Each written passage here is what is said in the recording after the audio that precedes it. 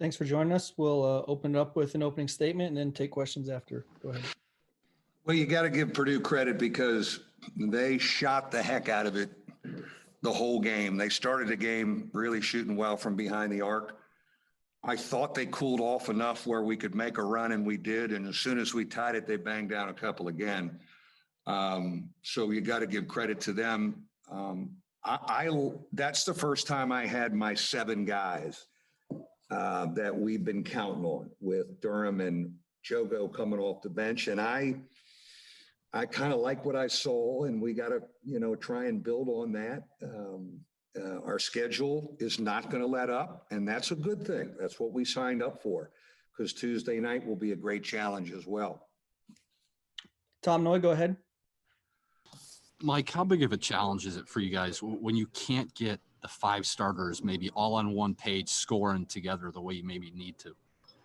Yeah, I feel for P. Hub tonight, but what's amazing about him? I give him a lot of credit. So his roommate gets eligible, and everybody else is scoring. I just thought he was really good with the ball, finding people, and we had him guarding their shooter, who we lost track of in the first half. He was almost a defensive stopper for us most of the game, and I think that took away from some scoring.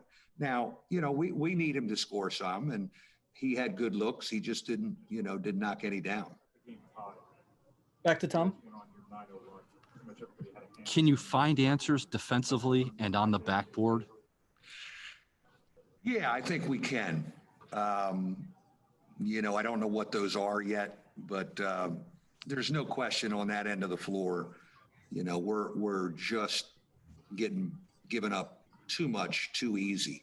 And it puts such pressure on our offense. So, I give Juwan Durham a lot of credit today coming off the bench. I thought in his 20 minutes, he gave us some good stuff and was able to, but we're going to have to look at some zone at some times. We tried to play a little bit today. They just were shooting the ball so well. I thought they'd come back to earth, and they never really did. They made 14 of 28, and, I didn't expect for them to shoot it like that. You kind of mentioned it the other night, but can you put into words what Trey Wertz has been able to do in like 5 days? Yeah, it really is staggering. I mean, that was the easiest 27 with no forced action, just nice and easy, that maybe I've ever witnessed. And it was he's got 5 assists, and, I give him a lot of credit. Now, I was talking to him last night, I said, so you're going to start your 64th game. He started 63 games, Santa Clara. And so he certainly knows how to play. He plays the right way. He's a great addition to our group. And I think he loves big challenges. And I'm just kind of excited about him and the rest of the group. That's 7 as we play more together. Do you now ride this rotation and starting lineup for a couple of weeks? I think so. Well, I mean, definitely to Tuesday, Tom. We got to get some rest and be ready to go. We'll come out of the gate the same way on Tuesday against that 2-3 zone and come off the bench with Nick and Juwan, and we just gotta understand what we did with the schedule in December and not panic, and just kind of let's keep working through it and seeing if we can pick off one, and understand that it's a long process. But I do like the fact that today, that was what I envisioned, those 7 guys flying in and out of the game for each other. Thanks, Mike. Thank you. All right. Pete Byrne, go ahead. Hey, Mike, we've obviously only seen Wertz a little bit. I'm not sure how much you guys have been running him through in practice, but is he and Prentice, is that a situation where Prentice needs to learn how to operate with another point guard on the floor like that? Or is it just wasn't Prentice's day, do you think? No, I don't think so. I think the two of them, have played a lot together, and I think they'll be really, really good together. Again, I thought we made Prentice kind of a defensive stopper when 55 got going for them, and that probably took some of his legs out of him.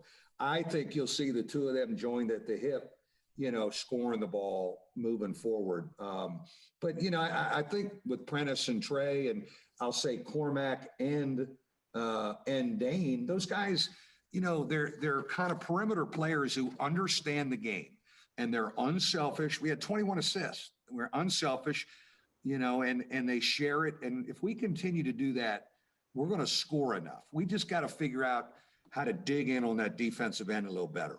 Final question, we'll go to John Bryce. Hey, Mike, what do you take from seeing the team down 15 right before halftime, rallying all the way back to tie it at 53? And then also, how much does that maybe illustrate the slim margin for error for your team, that they can't expend all that energy just to draw even? Well, I was really proud of him. I told him after the game, and you know, we made a run to cut it, you know, to 2-possession game at halftime, and then we had then we turned it over in the first 4 minutes in the second half, and then that hole again was too hard to dig out of. So, you know, we'll go back and look at that and teach, but you know, it's a prideful group. You know, they're disappointed when they lose. I mean, we look at who we've lost to. Look at who we have put on the schedule and lost to. And again, it's not changing the rest of the month. And but I like that we've thrown ourselves to the wolves in December. Thanks very much, Coach. Thank you.